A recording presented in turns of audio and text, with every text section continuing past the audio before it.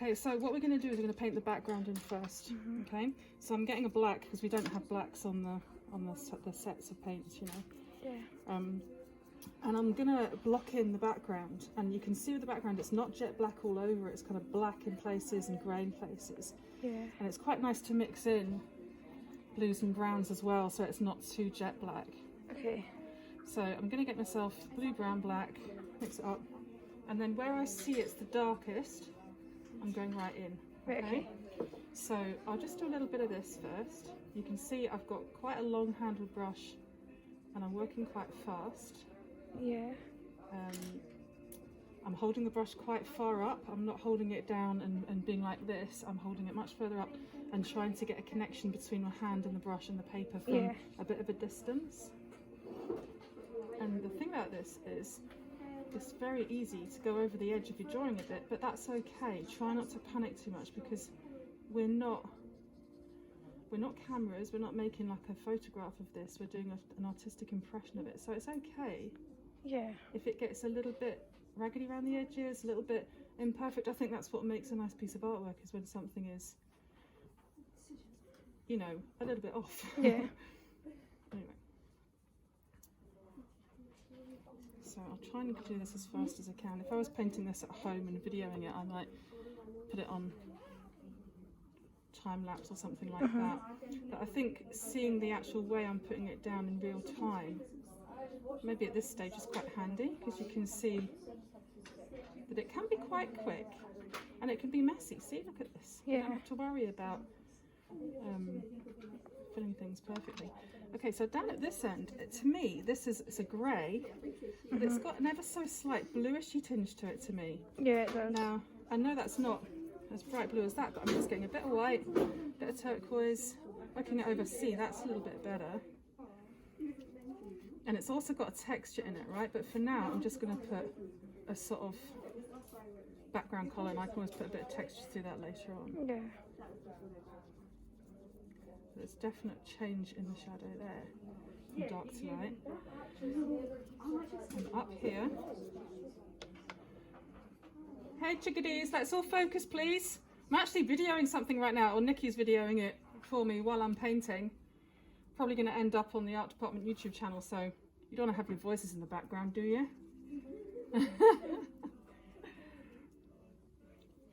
Hey, what a great threat. I can use this with my first cheers now. Do you want to be on YouTube, do you? No. Well, yeah, you're absolutely right. They probably will start swearing and, yeah. Okay.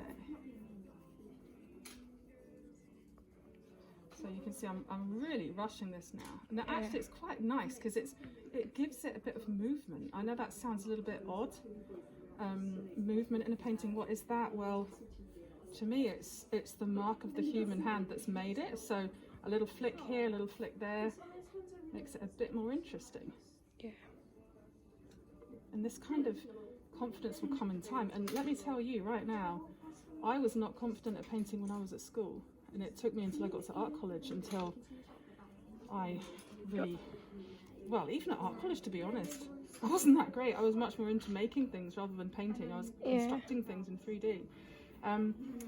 But I used to paint with my hands. That's what I did. I used to get thick paints and use my fingers to actually create seascapes. And it was years until I actually felt comfortable enough to paint with brushes. So this is, I want you to understand that it's something that can take many years to actually refine or feel good about yourself. And you know, most artists don't feel good about their paintings as they're working.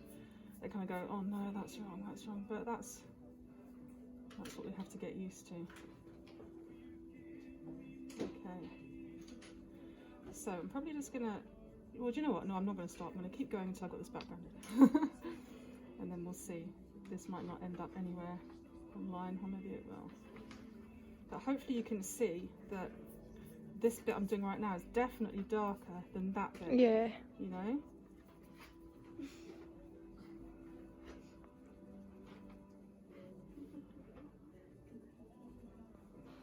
Okay. So that's really fast, and it does need tidied up a little bit in places, but I wanted to just show you quickly blocking that in. It's not Yeah. even completely finished off. So there's a beginning of it, and then what I would do after that is I would start looking at, let's just think, well, to be honest, what I would do now is finish that all off, but I don't have the time to do that just Yeah. now. What I'd probably do after I had finished all that off is start looking at my lightest tones that are inside here. So I'd wash all this out, get my pure whites, and I would start to go in with my whites, which I'll do on another video. So you Yeah. can just stop that. Just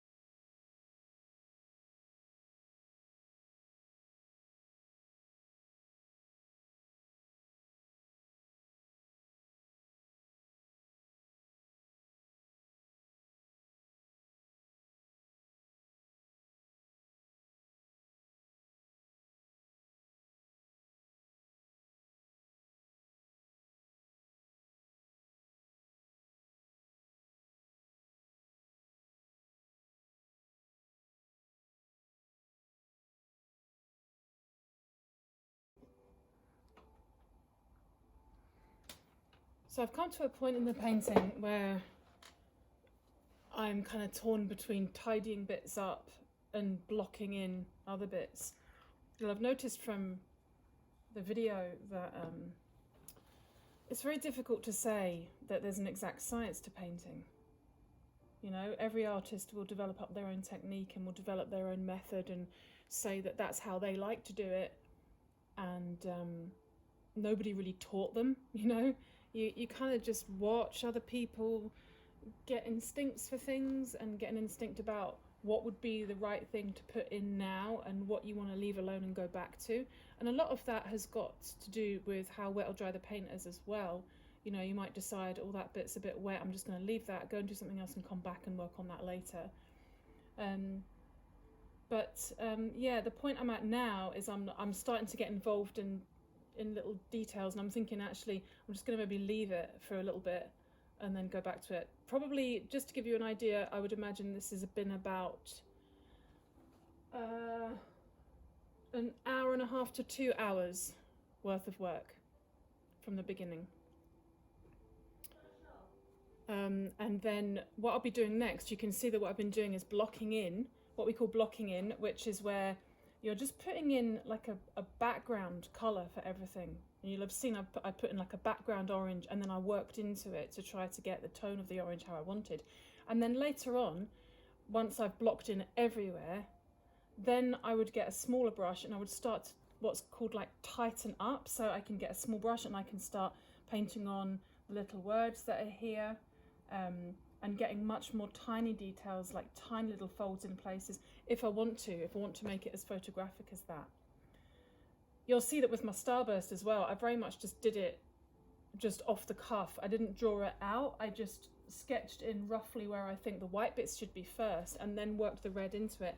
But I can see when I flip my eyes between the two that my B is quite wrong, my B is sloping the wrong way. So probably one of the things I'll do quite soon is just start working into that white to try to get it back to how it should be. So I would just get myself some nice thick white. Try to work the paint quite thickly when you're doing this sort of thing. And I'll just try and change the shape of that B a little bit.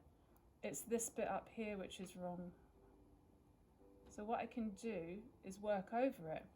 You see, it's a little bit like, I suppose, rubbing out if you were doing a pencil drawing. You know, I can change the shape of this B by working over that and getting it more how I want it, which is probably a bit like that, taking this bit away. And it doesn't matter that it's gone pink. It's a painting, right? I can work over it again another time. See, my B is actually completely the wrong shape, so that's tidied it up a little bit, or made it slope back the way I want to. A little bit more. Let's just get a bit more white over that. There we go, that'll do. And then you can go back and get some red and put the other bit in that I need, that I had left out. So see the top here, this here needs to come over here a bit. It's still not perfectly right, but it's a little bit more like what I want now. So I can get that curved at the bottom. The B is actually, there's a bump going on there which I've not quite got, but do you know what? There's certain things you can just have a bit of artistic license with. I'm not too bothered about that, to be honest. What you should be bothered about is perspective. So all of the edges of these letters should be roughly parallel, see? Or they should be perfectly parallel. So if I put my paintbrush over those, they should all be following the same angle. Okay, that's really important. Apart from when you get to the T's slightly curved, I think because of the perspective of the photograph, so I tried to curve mine as well, but you can see that my T is a bit chunky. So again, I can go back into it and I can maybe do a bit of this over it to thin it out. So I'm putting white over where I don't want the red anymore. And then when the thing's dry, I'll just layer it up and put a bit more white. It's just a question of being patient. These kinds of paintings will take a long time because, you know, you will be able to get that white, but you'd need to let that dry and then try again. And of course, because it's water-based paint, the colour could come back through from underneath. You just have to be, like I say, really patient with it. So I'm starting to get somewhere, but that's as much as I've got time for just now, and I will work back into it when I have a bit more time. So people who are working, or the person in particular who knows they're working on this, hopefully this has given you a bit of a hand. And people who are not doing this particular picture but are doing anything painting, could be fruit and veg, it could be other sweets, you know, hopefully this has given you a bit of help. You can see how spontaneous a lot of the time it can be, and how gut reaction it can be. Like right now, my gut reaction is telling me to just go in here and just get a little bit more white in here.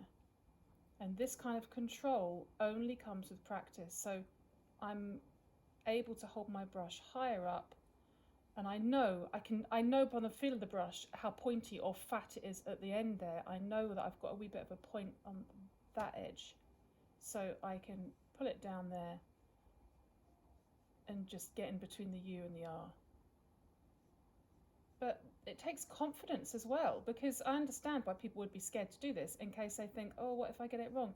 Well, it doesn't matter. If you get it wrong, you just let it dry and then go over it. Okay? It's a matter of fact that when you're painting, you are going to put things in the wrong place. I do it all the time. And then what I do is I just take a deep breath and say, never mind, go back to that later, get a smaller brush, tidy it up, which is what I'll do with this. So, tightening up from this moment, I would say.